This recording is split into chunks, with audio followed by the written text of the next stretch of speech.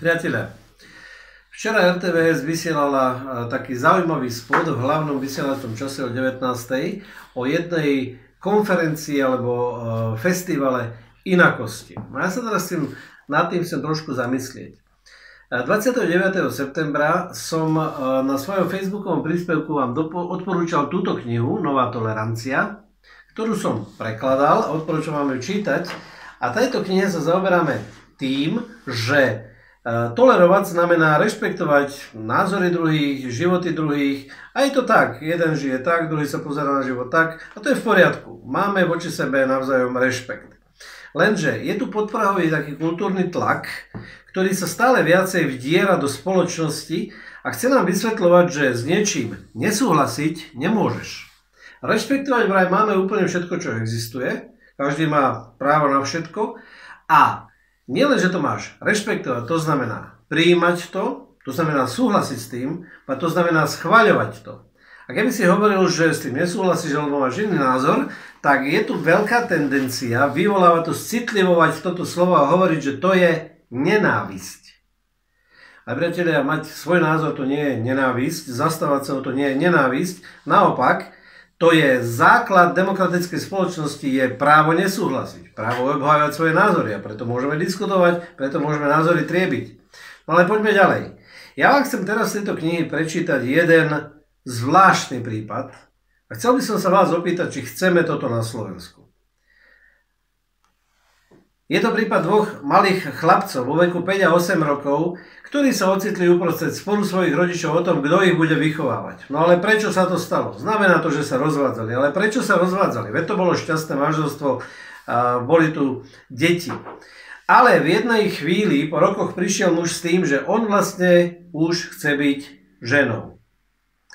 Tá jeho žena ho rešpektovala, ale došlo k tomu, že on sa s ňou chce stať tou ženou, takže podstupoval tranzíciu, to znamená, že prešiel hormonálnou zmenou, potom chirurgickou zmenou a zároveň podali ten návrh na rozvod, lebo ona sa rozhodla, že už sa rozvedie, lebo toto rešpektovať nevie a už nechce viacej žiť s nejakou novou ženou, však ona si zobrala za manžela muža, to je predsa jej právo. To je normálny stav, muži a ženy plodia spolu deti a majú šťastné vzťahy.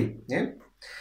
A tento muž sa medzi tým stal ženou a začal žiť s inou, tiež preoperovanou ženou, čiže pôvodne mužom, ale on aj žiadal tých chlapcov do svojho opatrovníctva. No a navyše do tohto dvojlístku prišiel tretí muž žiť, ktorého tam pribrali a ten sa prezliekal iba za ženu, aj keď to bol muž. Transvestita. Nož, ale tí chlapci boli zverení svojej milujúcej a milovanej matke, až dovtedy, kým sa ten muž odvolal a najvyšší súd zrušil rozhodnutie nižšej inštancie a dal tých chlapcov jemu. No, keď si predstavíme, čo asi teraz museli oni prežiť. Pôvodne mali svojho milovaného otca, teraz ho rešpektovali ako otca a on sa stal nejakou ženou, pribral si tam inú ženu, boli odňatí svojej mame. No, nemyslíte si, že prežili naozaj veľmi veľa traumy a rozrušenia svojho života a zničenia akýchkoľvek predstav o tom, čo je istota, keď sa nemôže už ani spoľahnúť na to, že muž je mužom a zostane mužom.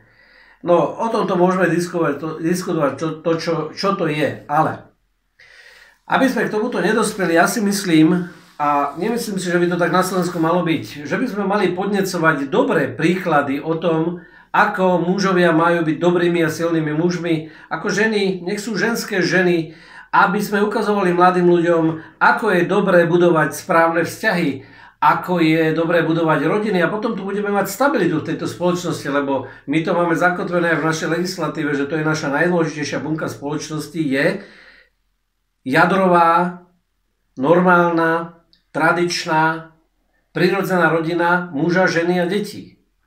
No a preto mi je čudné, že naša verejnoprávna televízia propaguje v hlavnom vysielacom čase celý festival o tom, ako byť inakší, ako meniť svoju identitu, rodovú identitu, sexuálnu identitu, proste celá táto vec. No ja si myslím, že to by malo byť vysielané po 22. a venované len dospelým ľuďom, aby sme nezneisťovali naše deti o tom, kým oni vlastne sú. Aký je váš názor na toto?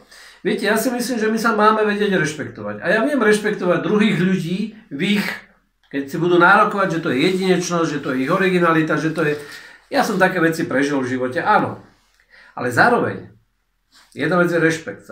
Nebudem nikomu nič vyčítať a máme vedieť svoje nesúhlasné názory vyjadrovať. Pokojne, rešpektujúco, s láskou, ale aj pevne. Ale priatelia, toto nie je nenávisť. Toto je normálna medziľudská výmena názorov a zároveň trvať na tom, že keď chceš čo najbizarnejším spôsobom žiť, nech sa páči, ale prečo by sme to mali verejne propagovať?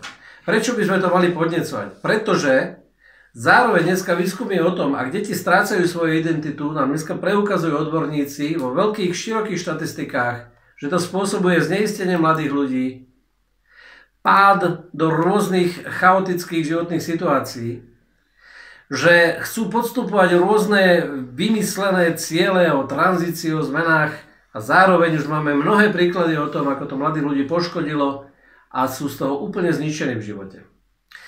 Tak, myslím si, že o tomto treba diskutovať viacej a hovoriť rešpektujúcim spôsobom, bez toho, aby sme sa navzájom označovali za nenávistných. Pretože dnes máme v spoločnosti trend aj v legislatíve vytvárať celé prípady o tom, ako budeme trestať nenávistné prejavy.